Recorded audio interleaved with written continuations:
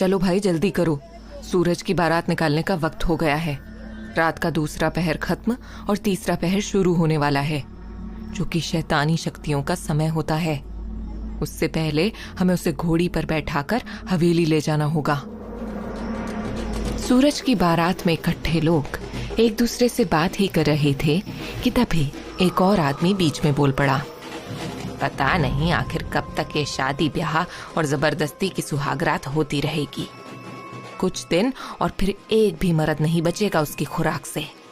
पता नहीं कब तक सब उस चुड़ैल का शिकार बनते रहेंगे। ये सुनते ही सब लोगों के बीच एक अजीब सी खामोशी छा गई। इस आधी रात के वक्त निशिपुर गांव में अफरा तफरी मची हुई थी। हर कोई बस सूरज को दूल्हा बनाकर विदा कर देना चाहता था। मर्दों के साथ साथ औरतों के बीच भी खुसफुसाहट चालू हो गई थी कि हमारे गांव के मर्द उस मंडोले का चुड़ैल की भूख का जाने कब तक शिकार बनते रहेंगे, कब जाकर उसकी प्यास बुझेगी और वो मर्दों के साथ जबरदस्ती शारीरिक संबंध बनाना बंद करेगी। उधर घोड़े पर बैठा दूल्हा बना सूरज पसीने से लथपथ था। वो चीखते हुए बोल रहा था, छोड़ दो ना मुझे तुम लोग, आखिर कब तक ऐसे सबको भेज भेज कर उसकी भूख मिटाते रहोगे। हाथ जोड़ता हूं मैं तुम्हारे आगे, भगवान के लिए मुझे छोड़ दो, मैं इतनी जल्दी नहीं मरना चाहता। ये बोलते बोलते सूरज का गला भर आया था, लेकिन गांव वाले उसे घोड़ी पर से उतरने नहीं दे रहे थे। एक तरफ से रमेश ने उसके पैर पकड़े तो दूसरी ओर से विकास ने। कोई भी उसकी बात सुन नहीं रहा था। रात के 2 बजे अंधेरे में पूर्णिमा की चांद की रोशनी में सभी लोग सूरज को घोड़ी पर बैठाए हुए थोड़ी ही देर में उस खंडहर वाली हवेली के पास पहुंचते हैं। भीड़ से एक आदमी ने कहा, सुनो, तुम लोग जाकर उस दरवाजे को धक्का देकर खोलो और हाँ, सूरज के अंदर जाते ही एकदम बंद कर देना।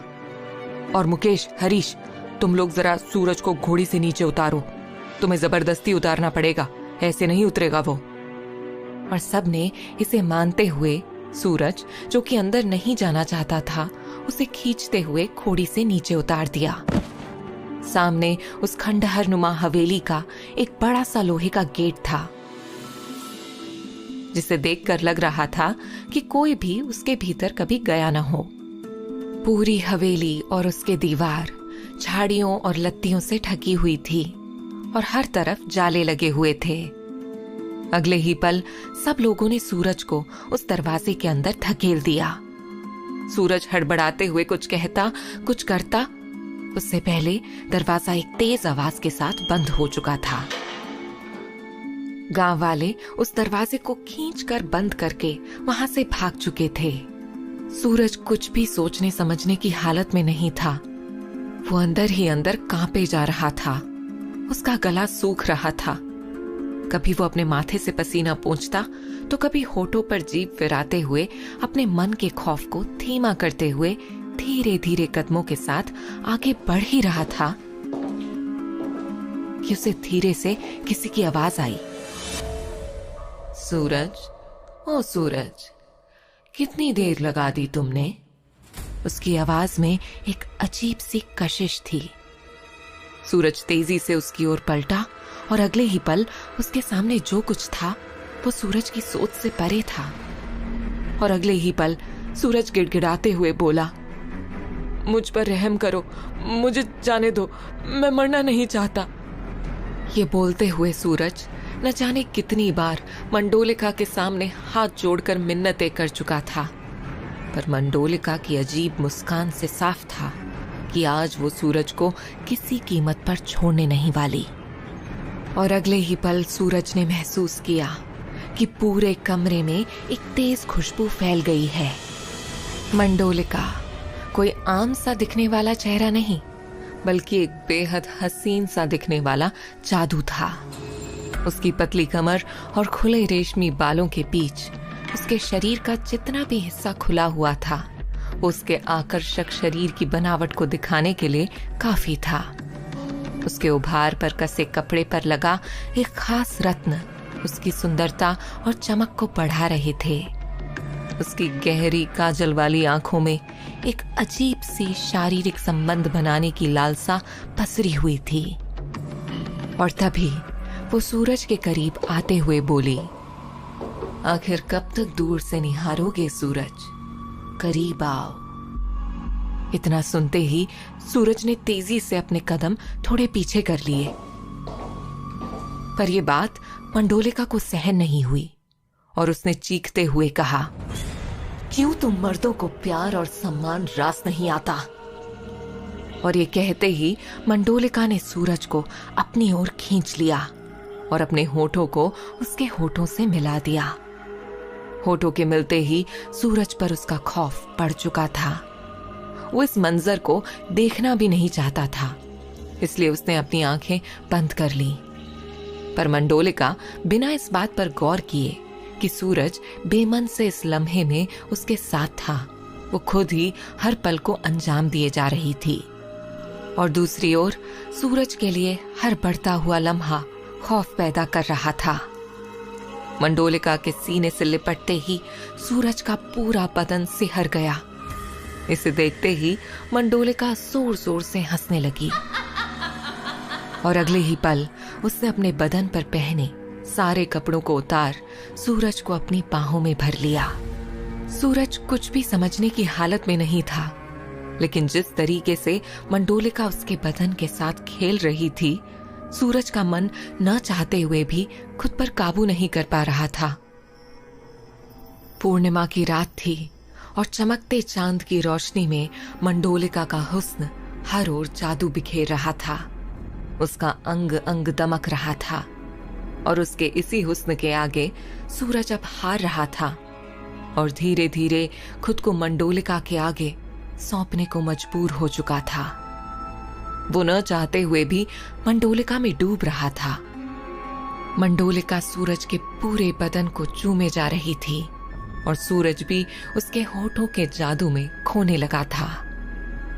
पर रात के इस तीसरे पहर बीतते बीतते मंडोलिका और सूरज जैसे ही एक दूसरे में खोए, मंडोलिका अचानक ही जोर जोर से चीखने लगी और मंडोलिका के पूरे शरीर में तेज जलन होने लगी। वो कुछ समझ पाती इससे पहले ही उसका खूबसूरत गोरा बदन देखते ही देखते राख सा काला पड़ने लगा। अपने शरीर में बढ़ती जलन को महसूस करते ही मंडोलिका ने अगले ही पल सूरज को अपने ऊपर से धकेल दिया और चिल्लाते हुए पूछने लगी, कौन हो तुम? तुम कोई आम मर्द नहीं हो सकते। आखिर कौन हो तुम? सूरज, जिसे अभी अभी मंडोलिका ने अपने शरीर के ऊपर से धकेला था, वो अगले ही पल एक कुटिल मुस्कान के साथ बोल पड़ा, सच कहा तुमने, आम नहीं खास मर्द हूं मैं। और तुम्हें क्या लगा, मैं वाकई में डर रहा था? नहीं, बल्कि मैं तो गांव वालों के सामने भी डरने का नाटक कर रहा था। तुम्हें तो शारीरिक संबंध बनाना है ना, तो आओ आओ मेरे पास। ये कहते ही सूरज ने मंडोलिका को अपनी बाहों में जकड़ लिया और दूसरी ओर मंडोलिका देखते ही देखते एक डरावनी चुड़ैल में बदलने लगती है। सोने सा दमकता हुआ उसका रूप और सुंदर चेहरा राख की तरह बदरंग होने लगा था और इस बीच मंडोलिका बार बार चिल्लाई जा रही थी, मुझे छोड़ दो मुझे। और धीरे धीरे उसकी चीखें अब शांत होने लगी थीं। गांव में जहां एक ओर मंडोलिका पर कहर की रात बीत रही थी, वहीं दूसरी ओर कुछ और लोग भी थे जो कुछ अलग करने के इरादे से गांव में घुसे थे। भाई सुन, ये काम आज रात ही करके निकलते हैं, ज्यादा दिन लगाना ठीक नहीं रहेगा। गांव में घुसते ही देखा ना कैसी बारात निकल रही थी। सचिन ने अपनी भौहों को थोड़ा सिकोड़ते हुए कहा, हाँ कह तो तू ठीक रहा है, पर जरा गांव की एंट्री एग्जिट तो देख ले, सीधे सीधे मंदिर में ही थोड़ी ना घुस जाएंगे। और रही बारात की बात, तो क्या करना है उस अजीब सी बारात से? रोहित ने सचिन को जवाब देते हुए कहा। रोहित और सचिन दोनों बात करते हुए गांव के बीचों बीच से गुजर ही रहे थे कि किसी ने उन्हें आवाज दी, अरे भाई सुनो, कौन हो तुम लोग? पहले तो नहीं देखा तुम लोगों को इस गांव में। सफेद धोती कुर्ता पहने और सिर पर बड़ा सा तिलक लगाए उस आदमी के कई सारे सवाल सुनकर दोनों एकाएक रुक गए और सचिन पलटकर बोला, वो मूर्ति सफाई करने आए हैं। ये सुनकर उस आदमी की आंखें चौड़ी हो गईं और वो बोल पड़ा, क्या मूर्ति सफाई? इस पर रोहित ने तुरंत दोनों को बीच में ही रोकते हुए कहा, अरे हम वो पुरातत्व विभाग से आए हैं और प्राचीन महत्व की मूर्तियों के रखरखाव और उन पर रिसर्च की जिम्मेदारी हमारे डिपार्टमेंट की है और हम वही करने आए हैं। ये सचिन मेरे साथ ही काम करता है, थोड़ा मस्खरा है, बिना सोचे समझे कुछ भी बोल जाता है। ये सुनकर उस आदमी ने मुस्कुराते हुए जवाब दिया, ओह अच्छा अच्छा, शहर से आए हैं आप लोग, बहुत अच्छी बात है। मैं इसी गांव में रहता हूँ और मंदिर का पुरोहित भी हूँ। अच्छा लगा आप लोगों से मिलकर। वैसे इतनी देर रात आप लोग यहाँ क्या कर रहे हैं? तो आप लोग चाहें तो रात मेरे घर गुजार सकते हैं, सुबह होते ही अपना काम शुरू कर दीजिएगा। रोहित और सचिन झिझकते हुए पुरोहित की बात मानकर उनके पीछे पीछे घर की ओर चल दिए। कुछ ही देर बाद वो लोग पुरोहित जी के घर पहुंच गए। वहां रोहित ने थोड़ा सोचते हुए पुरोहित से पूछा, अच्छा पुरोहित जी, एक बात बताइए, बाकी सब तो ठीक है, पर रात के 2 बजे हमें गांव के बाहर एक बारात दिखी जो बहुत ही अजीब थी। ऐसा लग रहा था कि बारात नहीं हो बल्कि मातम हो। इसे सुनते ही पुरोहित जी के चेहरे पर एक खामोशी उतर आई और उन्होंने धीरे से कहा, तुम शहरी हो, तुम्हारा यकीन करना मुश्किल होगा। हमारे गांव में एक चुड़ैल का वास है जिसका नाम है मंडोलिका, और हर पूर्णिमा की रात हमें इस गांव से एक मर्द को उस हवेली में मंडोलिका के पास भेजना होता है ताकि वो उस मर्द के साथ सुहाग रात मनाकर अपनी भूख मिटा सके। ये बोलते हुए पुरोहित जी के चेहरे पर जहां गुस्सा उतर आया था, वहीं ये सुनकर रोहित को हंसी आ गई और वो बोल पड़ा, कौन सी सदी की बात कर रहे हैं आप पुरोहित जी? ये क्या मंडोलिका भूत चुड़ैल की बातें कर रहे हैं आप? मैं नहीं मानता इन सब बातों को। रोहित उठकर वहां से जाने ही वाला था कि पुरोहित जी बोल पड़े, हंसो मत रोहित, कल सुबह अपनी आंखों से देख लेना। सूरज जिसकी बारात निकली थी ना, कल उसकी लाश उस हवेली के बाहर आएगी। रोहित जो सो जाने के लिए उठा ही था, वो अचानक रुक गया और बोल पड़ा, क्या है मंडोलिका की कहानी? इस पर परेशान होते हुए पुरोहित जी ने रोहित को अपने पास बिठाते हुए कहा, सालों पहले की बात है रोहित। मंडोलिका के कहर से गांव के मर्दों को आजाद करने के लिए एक तांत्रिक ने हमारी मदद की थी। उन्होंने ही उस चुड़ैल को हवेली के अंदर अपनी तंत्र विद्या से बांधा था ताकि वो गांव में ना घूम सके। लेकिन क्या पुरोहित जी? रोहित ने उत्सुकता से पूछा। इस पर उन्होंने एक लंबी सांस लेते हुए कहा, वो सदा के लिए उसे नहीं बांध पाए। वो हर पूर्णिमा की रात के तीसरे पहर में बाहर आकर एक साथ कई मर्दों का शिकार कर सकती है, और हमने इसे रोकने के लिए आपस में ही तय कर लिया कि हम हर महीने पूर्णिमा की रात के दूसरे पहर के खत्म होने से पहले और तीसरे पहर के शुरू होने से पहले गांव से या कहीं से भी एक मर्द भेजकर मंडोलिका की भूख को शांत कर देंगे, जिससे उसे हवेली में ही रोक कर रखा जा सके ताकि अगली पूर्णिमा तक शांति बनी रहे। ये सुनते ही रोहित चुप हो गया और बिना कोई सवाल पूछे वहां से चला गया। कुछ ही घंटे बचे थे सुबह होने में और रोहित नींद की आगोश में था, पर वो आज भी नींद में बार बार चौंक रहा था। नींद में कभी उसका गला तो कभी उसके होठ सूख रहे थे। उसकी आंख जरूर सोई थी, पर दिमाग में एक साथ वही सपने चल रहे थे जो वो कई सालों से देखता आ रहा था। सपने में उसे किसी गांव का मंदिर, हवेली, तालाब और न जाने क्या क्या लगातार दिखाई देते थे। उसे बार बार ऐसा महसूस होता है मानो वो सदियों से इनसे जुड़ा हुआ हो और ये सारी जगहें उसे पुकार रही हों कि अचानक रोहित की आंख झटके से खुल गई। वो पसीने से तरबतर था। रोहित बेचैन होता हुआ मन ही मन बोल पड़ा, आखिर कहना क्या चाहते हैं ये सपने मुझसे? क्यों इतने सालों से हर रात मुझे यही सपने आते हैं? बार बार वही जगहें, थक गया हूं मैं इन सब से। खुद से बोलकर रोहित की नजर उगते सूरज पर पड़ी तो वह उठ बैठा। तभी रोहित को गांव वालों की जोर जोर से चिल्लाने की आवाज सुनाई दी। उसने बाहर आकर देखा तो भीड़ इकट्ठी थी और उनमें से एक आदमी कह रहा था, जल्दी चलो, सुबह हो गई। नदी पार नहीं जाना है क्या तुम लोगों को? सब तेजी से अपने अपने घरों से निकलकर चौराहे पर जमा हो गए और तेजी से हवेली के पीछे बहती नदी के उस पार जाने लगे। सब नदी किनारे पहुंचे ही थे कि सामने का नजारा देखकर सबकी आंखें फटी की फटी रह गईं, क्योंकि वहां कोई था ही नहीं। उन्होंने इधर उधर नजर घुमाई तो देखा कि पेड़ के नीचे कोई बैठा हुआ है।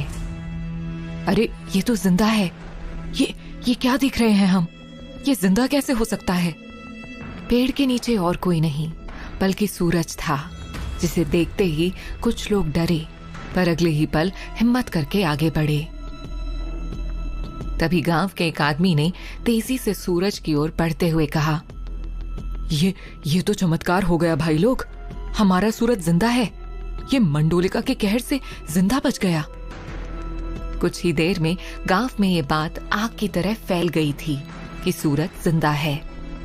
मंडोलिका के साथ पूरी रात गुजार कर भी वो जिंदा है। और ये बातें सुनकर रोहित और सचिन भी तेजी से नदी के पास इसे देखने पहुंच जाते हैं, जहां गांव के लोग जमा हुए थे। सब सूरज को घेर कर बातें कर रहे थे कि तभी उनमें से एक आदमी बोल पड़ा, काका, सूरज की सांसें तो चल रही हैं, पर आप लोगों ने देखा ये कुछ बोल नहीं रहा। तभी एक और आदमी बोल पड़ा, अरे इसके जिंदा होने की खुशी में हम भूल ही गए कि इससे पूछें कि आखिर हुआ क्या।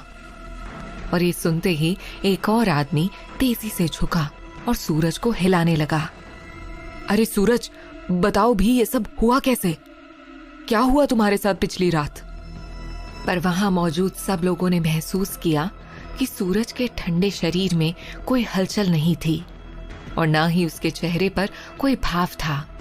उसकी सांसें तो चल रही थीं, पर उसका शरीर एक जिंदा लाश बन चुका था। सब लोग ये मंजर निहार रहे थे कि तभी किसी ने बोला, इसे वैद्य के पास ले जाते हैं, इसका इलाज कराना होगा। सचिन और रोहित भी वहीं खड़े सब देख रहे थे कि तभी अचानक सचिन का फोन बजता है और वो रोहित की ओर इशारा करता है। जरूरी फोन है, मैं बात करते करते ठिकाने पर पहुंचता हूं, तू भी जल्दी पहुंच, फालतू के ड्रामे में मत फंस। धीरे धीरे वहां भीड़ कम होती गई और आखिर में रोहित भी वहां से निकलने लगा कि पलटते ही उसकी नजर हवेली पर पड़ी। वह हवेली देखकर चौंक गया और बोल पड़ा, ये तो वही हवेली है जो हर बार मेरे सपने में आती है। अंदर घुसने पर वह इधर उधर देखता है और उसका सर चकराने लगता है। अपने आप को संभालते हुए जैसे ही बाहर निकलता है, कुछ कदम पर उसे मंदिर दिखता है, जिसे देख के वह समझ नहीं पाता कि उसका क्या रिश्ता है इस गांव से। सोचता हुआ रोहित पुरोहित के घर आता है तो सचिन उसे बताता है कि उसे एक जरूरी काम से अभी जाना होगा और काम खत्म होते ही वो वापस आ जाएगा। इन सब चीजों में शाम भी हो गई और अंधेरा होते ही रोहित अपने काम के लिए पुरोहित के घर से निकल गया।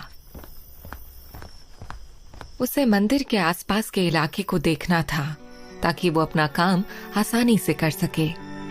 वो थोड़ी दूर ही चला था कि उसने देखा सड़क पर राख बिखरी हुई है। राख को देखकर रोहित को कुछ अजीब सा महसूस हुआ और वो उस बिखरी हुई राख को फॉलो करता हुआ आगे बढ़ता गया। तभी उसे किसी की आवाज आई। रोहित ने पीछे पलटकर देखा, सामने एक सांवली सलोनी सुंदर सी लड़की खड़ी थी। वो लड़की बोली, क्या हुआ रोहित, कहाँ जा रहे हो? ये सुनकर रोहित एकदम ठहर गया। रोहित ने आश्चर्यचकित होते हुए पूछा, तुमने अभी मुझे मेरे नाम से पुकारा, कैसे जानती हो तुम मुझे, और तुम कौन हो? लड़की मुस्कुराते हुए जवाब देती है, मेरा नाम नित्या है, इसी गांव की हूं मैं। और रही बात तुम्हारी, तो इस गांव में हर कोई एक दूसरे को जानता है। कौन आता है, कौन जाता है, सबको सब पता होता है। रोहित नित्या के होठों से निकले एक एक शब्द को ध्यान से सुन रहा था और साथ ही मुस्कुरा भी रहा था, क्योंकि नित्या के व्यक्तित्व में कुछ था जो रोहित महसूस कर बार बार सुनना और देखना चाह रहा था। नित्या से कुछ और पूछने को था नहीं, इसलिए रोहित ने बातों को मोड़ते हुए कहा, वैसे तुम्हारे गांव में सब पागल ही हैं क्या? आखिर चल क्या रहा है यहाँ? मंडोलिका को तो सब जानते हैं, मगर कोई असली कारण नहीं जानता उसके यहाँ होने का। कब कैसे वह यहाँ आई, ये जवाब किसी के पास नहीं है। क्या है इस मंडोलिका की असली कहानी? ये सुनते ही नित्या उसके थोड़ा करीब आ जाती है और बोल पड़ती है, मुझे पता है मंडोलिका की सच्चाई, सुनना चाहोगे? और ये बोलकर वो आगे बढ़ जाती है। रोहित, जिसे अब सच में जानना था कि आखिर क्या है मंडोलिका की कहानी, रोहित धीरे धीरे नित्या के पीछे चलने लगता है कि तभी रोहित की नजर शमशान घाट पर पड़ती है। वहां किसी की चिता धू धू कर चल रही थी। रोहित जैसे ही थोड़ा आगे बढ़ता है, उसे उस चिता पर किसी की आकृति नजर आती है। उसे देखते ही रोहित की आंखें फटी की फटी रह जाती हैं, क्योंकि चिता पर बैठी हुई वो लड़की जैसी प्रतीत हुई। हैरानी की बात ये थी कि वो लड़की भयंकर आग के बीच भी ना चीख रही थी, ना चिल्ला रही थी। ये देख रोहित घबराया हुआ जलती चिता पर बैठी लड़की को बचाने जैसे ही दौड़ता है, अचानक वो लड़की और जलती हुई चिता दोनों गायब हो चुके होते हैं। हैरान रोहित जैसे ही पलट के नित्या को देखता है, नित्या भी वहां से गायब हो चुकी होती है। आखिर क्या था जलती चिता और उस पर बैठी लड़की का राज, और कहां गायब हो गई नित्या? क्या है मंडोलिका की कहानी? जानने के लिए सुनिए कहानी का अगला भाग।